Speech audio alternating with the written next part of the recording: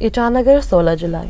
हाल ही में पीसीसीएफ कार्यालय के सम्मेलन हॉल में आयोजित हुई एक समीक्षा बैठक में, जो कि नई सरकार के गठन के बाद की पहली समीक्षा बैठक भी थी, अरुणाचल प्रदेश के पर्यावरण, वन और जलवायु परिवर्तन मंत्री श्री वांग्खी लोवांग और HMEFCC के सलाहकार श्री वांगलिंग लोवांगडोंग सहित राज्य के वन संरक्षण और जैव विविधता से संबंधित महत्वपूर्ण मुद्दों पर चर्चा की।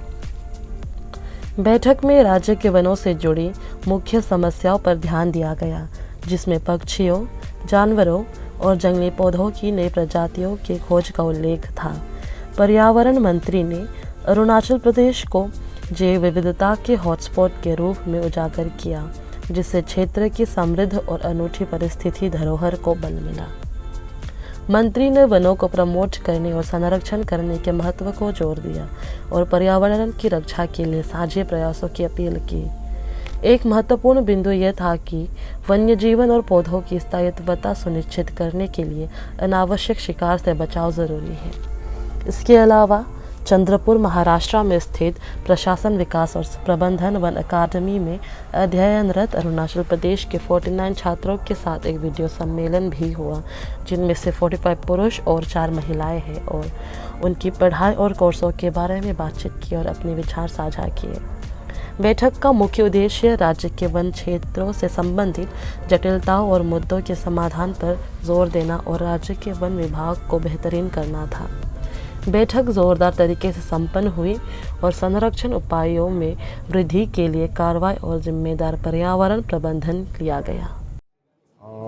फॉरेस्ट डिपार्टमेंट को आगे कैसा ले जा सकता है, और possibly we will try to explore whether we can come up with a forest training academy in Arunachal Pradesh, ऐसा भी चर्चा हुआ है।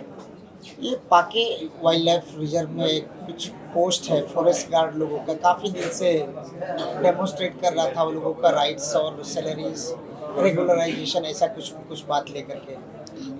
अभी वो मेरा नॉलेज में नहीं है, आई हैव एज्यूम न्यूली, उसको अगर मेरा नॉलेज में आता है तो आई विल लुक इनटू क्या है। एक बड़ा चीज़ था जो पूरा भारत सरकार अरुणाचल प्रदेश को बहुत रिकॉग्नाइज किया, अप्रिशिएट किया, एयर गन सरेंडर अभियान, उसके लिए आप लोगों ने क्या फाइनलाइज किया? दैट विल कंटिन्यू, ये होना जरूरी है, so that our birds also can live freely and happily among us. अच्छा सर, ऐसा है क्योंकि 82,000 स्क्वायर किलोमीटर हमारा यहाँ फॉरेस्ट कवरेज है, लेकिन रिजर्व थोड़ा घटते जा रहा है, 79-80 पहुँच गया, तो उसको बचाने के लिए आप लोगों ने क्या कुछ फाइनलाइज रोड में कुछ तैयार कर रहे हैं आप लोग? कुछ तो इनएविटेबल होता है, जैसे आपको रोड बनाना है, जैसे आपको ब्रिज बनाना है, वो डेवलपमेंट में हम लोग मना नहीं कर सकता है। और from defence point of view also, देश एक जायंट नेबर का, देश का एक नेबर है हम लोग, इसलिए कुछ डेवलपमेंट एक्टिविटीज़ के लिए तो छूट देना पड़ता है, लेकिन उसको सब्स्टिट्यूट करने के लिए हम लोग plantation, we are increasing plantation. Sir, ये जो हम लोग जो सुप्रीम कोर्ट का आपको पता होगा, नॉर्थ ईस्ट में बहुत क्रिटिकल है सुप्रीम कोर्ट का ऑर्डर जो है गाछ काटने का, लेकिन अरुणाचल में मिल्स वगैरह, 100 मिल्स, बैनर्स मिल्स, ये सब चल रहा है, ये कैसे करके चलता है? क्या सरकार को पता है ना नहीं है? और यदि है तो इसका ऊपर में आप लोग क्या कार्रवाई करने जा रहे हैं? नहीं, इसके बारे में हम I am yet to get proper input, और मेरा हिसाब से there is high power committee recognised by supreme court, और हाई पावर कमिटी ही क्लियरेंस देके मिल का लाइसेंस दिया जाता है, और उसका function high power committee monitor करता है, ऐसा मेरा। आपने आज क्या सजेस्ट किया, एडवाइस किया सर ऑफिसर्स लोगों को? मैंने हम लोग का ये मेरा सजेशन है, ऑनरेबल एडवाइज़र का भी सजेशन था कि जो इंडस्ट्री, वुड बेस्ड इंडस्ट्री है, it should be based on working plan, availability of working plan, और वर्किंग प्लान अगर अवेलेबल नहीं है, वो लोड नहीं ले पाता है, तो I think we should review the licence. Carbon negative होना चाहिए बोल के अरुणाचल प्रदेश में मैं- उसके लिए काफ़ी दिन से चर्चा चल रहा है। यस, उसमें ज़रूर हम लोग काम करेंगे। हम लोग का जितना फॉरेस्ट डिपार्टमेंट का टीम मेंबर्स है, मैं सबको रिक्वेस्ट करूँगा कि अरुणाचल जो कार्बन नेगेटिव को एक प्रॉपर रिकॉग्निशन देने के लिए उसको वी विल ट्राई। सर एक कंसर्न क्वेश्चन है मेरे पास। जो आपका जितना वाइल्ड लाइफ कंजर्वेशन को लेके और जो फॉरेस्ट को भी लेकर है, प्लस जो टूरिज्म को लेकर है।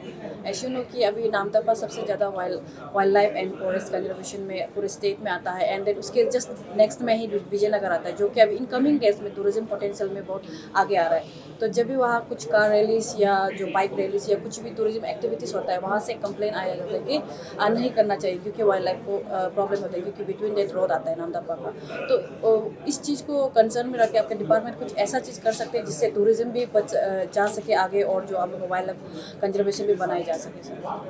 यस, उसमें हम लोग we can discuss and find out a way ये हम लोग का वाइल्ड लाइफ को भी डिस्टर्ब ना हो और ऐसा इको टूरिज्म भी प्रमोट हो। तो I think needs to be discuss. Suggest किया लोंगडोंग साहब, आप काफ़ी सीनियर है, ऑफिसर्स काफ़ी सीनियर ऑफिसर्स लोग आज मीटिंग में थे, डिस्कशन में।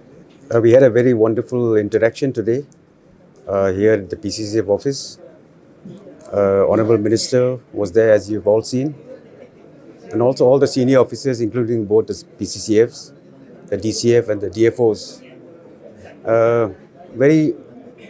We were highlighted by the prevalent issues of the Forest Department, and I would appreciate the work that they are doing. Tremendous work in spite of all the difficulties. And I've also come to know that new species of animals, birds are being discovered, even wild plants. So Arunachal is a hotspot for biodiversity. It's very ecological, very important, the ecosystem of the nation.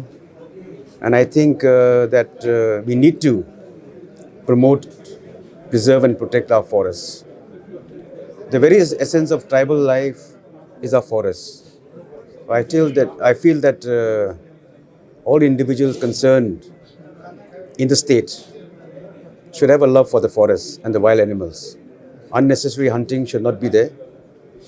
Killing of wild animals and birds, because the forests are also